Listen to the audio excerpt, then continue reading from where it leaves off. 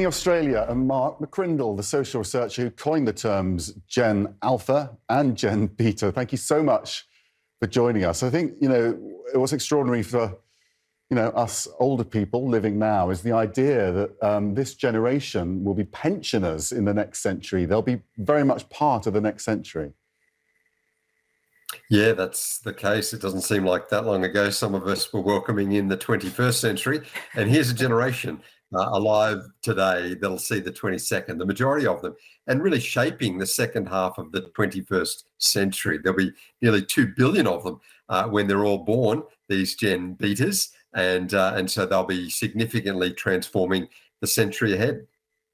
And I have a 1 and a 3-year-old, so not quite in the 2025 bracket, but obviously going to be shaped by the Gen Beta generation. So I'm so curious to ask more about this. What do you think is going to come to define the Gen Beta generation, and what challenges? I mean, we touched on some of it there with climate change, but what do you think is going to be, sort of biggest challenges they'll face? Well, Generation Alpha that are now hitting their teenage years, in fact, their mid-teen years, born since 2010, the generation that went before them, were shaped by devices, by social media, by screens. But Generation Beta, from their earliest days, will be shaped in a world of AI. They'll be in schools that'll have teachers that'll be AI informed. They'll be raised in households where the appliances have AI integration. In fact, the seamlessness between the human intelligence and the artificial intelligence will really hit a zenith over the next decade as Generation Beta are coming of age. So that's going to be a big one. The big shift we're seeing, though, is with their parents. So they are the parents, or their parents are Generation Z, and Generation Z themselves have grown up with technology. They're the first generation not to be as enamored by technology because they had it themselves. I'm talking about digital technology and devices. And so they've moved more in their parenting style from tech optimists to tech skeptics, and they'll be dialing down a little bit of the technology in the lives of their young children, ensuring that Generation Beta are raised not just with tech saturation, but holistic development in terms of the offline world, social skills, and the development of people skills and life skills as part of that. I was thinking about that when I was reading your blog.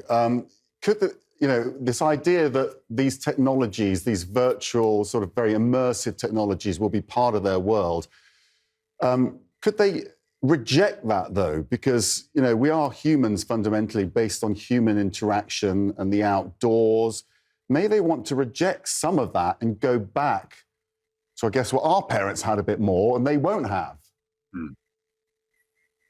Definitely. And we're already seeing that now with the parenting style in play, where they're using technology to control technology, where they're trying to ensure that their children engage themselves in the timeless human pursuits, not just the virtual or the online ones. And so definitely, AI will be unstoppable. It'll be seamlessly integrated into their lives, but we will see a deliberate approach by the parents and educators to ensure that they develop timeless human skills. Anything that can be outsourced to technology will be in the future, but what can't be is the creative thinking, the effective communication, managing people, leading in an age of diversity, and Generation Beta are going to need those strengths, and they will have them developed as well. Mark, I know you coined these terms alpha and beta, but I just wonder more broadly why you feel generational tags are actually important or useful, because I would say in practice, that often generational tags can be kind of weaponized against generations. And I speak as someone as a millennial. A whinger is what a millennial is. Thank you, Max. I lose track of the count of the times I'm called woke, sensitive, a butterfly. What is the need for them? Well, I definitely agree, and that's the downside of this, and the OK Boomer term did the rounds over the last couple of years, used more as a disparaging term than one of warmth. And I think that's the challenge here. We see the benefit of understanding the generations and of helping people see where the generations sit so that they can firstly understand something of themselves, where they sit, that they're not just floating freeform in a world, but there's generations that went before, there's generations coming after, and that context is important. And that there are differences that shape us, the times, the events, the experiences, the technologies, and indeed the life stages that we share within a generation and that are different across the generations.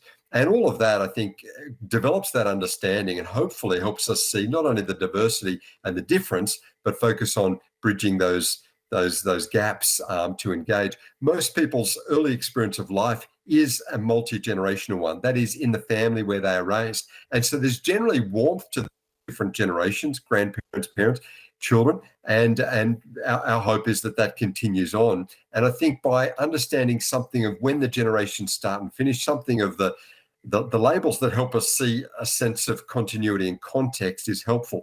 We're big for putting forward these labels that aren't laden with meaning. They're scientific nomenclature, Greek letters, alpha, beta, because it's not the name that they're given that matters. It's the name that they make for themselves over the decades ahead. And I think in 10, 20 or 30 years, when we use the term Gen Alpha or Gen Beta, there'll be a lot of meaning to it because this generation will have created that meaning as they've shaped their own pathway in life and distinguished themselves as they solve new problems that really are going to need fresh eyes.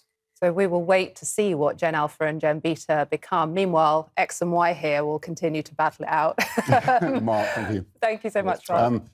I think the issue is this hard line because your kids are going to be more Gen Beta than they are Alpha because they're young. They'll be younger Alpha, right? Younger Gen Alpha, yeah. So because there's the grey area, isn't there, between the generations? But they'll ultimately be shaped by their parents. So that's going to be a good thing for our generation, I think. Anyway.